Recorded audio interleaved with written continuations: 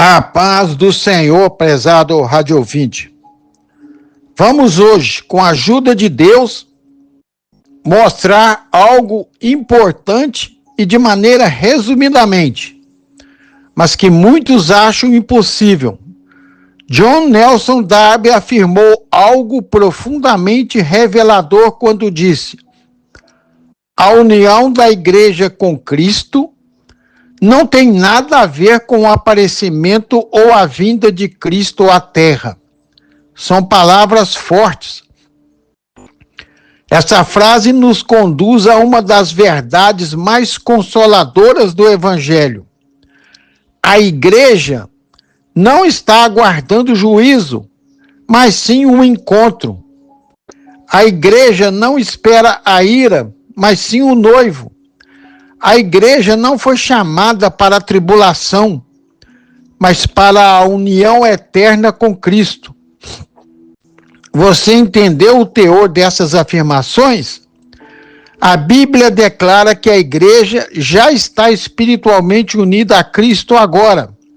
Efésios 5,30 diz: porque somos membros do seu corpo, da sua carne e dos seus ossos. Tradução da Almeida Corrigida Fiel. E também, assim também nós, conquanto muitos, somos um só corpo em Cristo e membros uns dos outros. Essa união não depende da manifestação visível de Cristo, a segunda vinda de Cristo ao mundo, porque ela já foi selada na cruz, confirmada pela ressurreição e aplicada pelo Espírito Santo.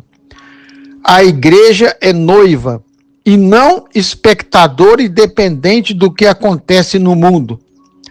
A igreja é corpo e não multidão distante de Jesus.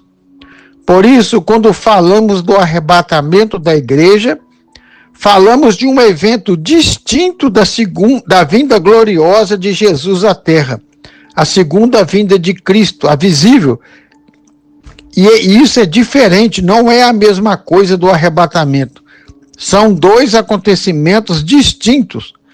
O arrebatamento é um encontro com Jesus nos ares, enquanto a segunda vinda de Cristo visível, o Senhor desce e põe os pés no Monte das Oliveiras. É bem diferente isso. Porquanto o Senhor mesmo, dada a sua palavra de ordem, ouvida a voz do arcanjo e ressoada a trombeta de Deus, descerá dos céus, e os mortos em Cristo ressuscitarão primeiro. Depois nós, os vivos, os que ficarmos, seremos arrebatados juntamente com eles, entre nuvens, para o encontro do Senhor nos ares. E assim estaremos para sempre com o Senhor. 1 Tessalonicenses 4, 16 a 17. Isso é muito diferente de Jesus vir na sua segunda vinda, onde todo olho verá, e ele virá para salvar Israel no final da batalha de Armagedon e julgar severamente o mundo maduro para o juízo e estabelecer o tão esperado milênio na face da terra. Então observe no verso que lemos: Cristo no arrebatamento não toca a terra e a igreja sobe para encontrá-lo. Isso confirma a afirmação de John Nelson Darby. A união da igreja com Cristo se consuma antes da sua manifestação pública ao mundo. E o arrebatamento é iminente, não há sinais prévios para ele. A esse momento a Bíblia diz: aguardando a bendita esperança e a manifestação da glória do nosso grande Deus e Salvador, Cristo Jesus. Tito, capítulo 2, verso 13. Isso é para a igreja. A igreja aguarda a bendita esperança. O mundo não. O mundo não quer a volta de Jesus, pois isso representa juízo e envio ao Hades após a condenação. A bendita esperança é algo muito bom, uma bem-aventurada esperança, e isso não combina com juízo, com terror ou ira de Deus sobre o mundo pecaminoso que rejeita Jesus e já está maduro para o juízo. Por isso, definitivamente, a segunda vinda de Cristo é visível não é a mesma coisa que arrebatamento. Muitos pregadores rejeitam isso por má interpretação da Bíblia, por ignorância mesmo. A Bíblia é muito clara nisso.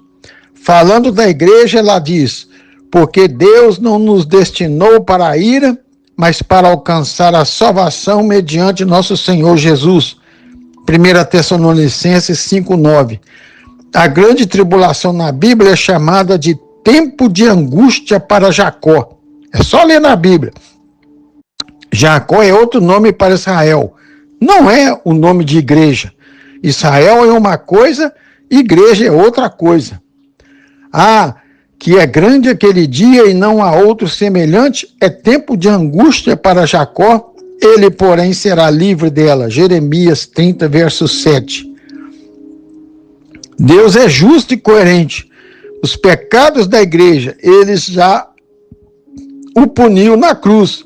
Se Deus punisse de novo os pecados da igreja, o Senhor estaria sendo injusto e não confiável, pois falaria uma coisa e não os cumpriria. Estaria punindo o mesmo pecado duas vezes, uma na cruz em Jesus e a outra na igreja. Tão fácil esse raciocínio, mas muitos não entendem. Esse período de acerto final de Deus com Israel, levando a nação ao arrependimento, à conversão e ao reconhecimento do Messias, está, por exemplo, em Zacarias capítulo 12, verso 10. Olharão para mim a quem traspassaram. Então Cristo virá visivelmente à terra com poder e grande glória e pisará no Monte das Oliveiras. Zacarias 14, 4. Julgará o mundo, matará muitas e muitas pessoas e estabelecerá o tão esperado reino literal e milenar. Só convertidos entrarão nesse reino. E ele reinará por 1000 anos em um reino de paz e prosperidade geral, antes do juízo final, o julgamento do grande trono branco.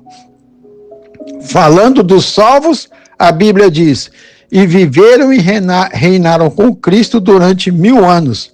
Apocalipse 24. Isso é literal, não é simbólico, como alguns erroneamente acham. E esse reino terá Jerusalém como capital. Algumas coisas vão acontecer com a topografia em Israel, mas isso é pano para outro áudio. Israel será restaurado, exaltado entre as nações, cumprindo as promessas feitas a Abraão, Isaque e Jacó. O Senhor cumpre literalmente a sua palavra empenhada. Os que acham que cumprem simbolicamente laboram em erro. Assim diz o Senhor dos Exércitos: eis que salvarei o meu povo, Israel, e eles serão o meu povo, e eu serei o seu Deus em verdade e em justiça. Zacarias capítulo 8, versos 7 a 8. E sobre tudo isso reina Jesus Cristo, o Messias de Israel, o Rei dos Reis, o Senhor da Igreja, aquele que nos amou e nos lavou dos nossos pecados com seu próprio sangue. Portanto, você que é um cristão lavado e remido no sangue de Jesus e que faz parte da Igreja de Jesus, você deve erguer os seus olhos. A nossa esperança não é o caos desse mundo, mas o chamado do céu.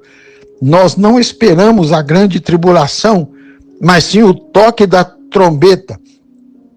Nós não aguardamos a ira de Deus, mas aguardamos o abraço do noivo. Por isso, oramos até com ansiedade. Ora, vem, Senhor Jesus, conforme Apocalipse 22, 20. Deus seja louvado, em nome de Jesus. Amém.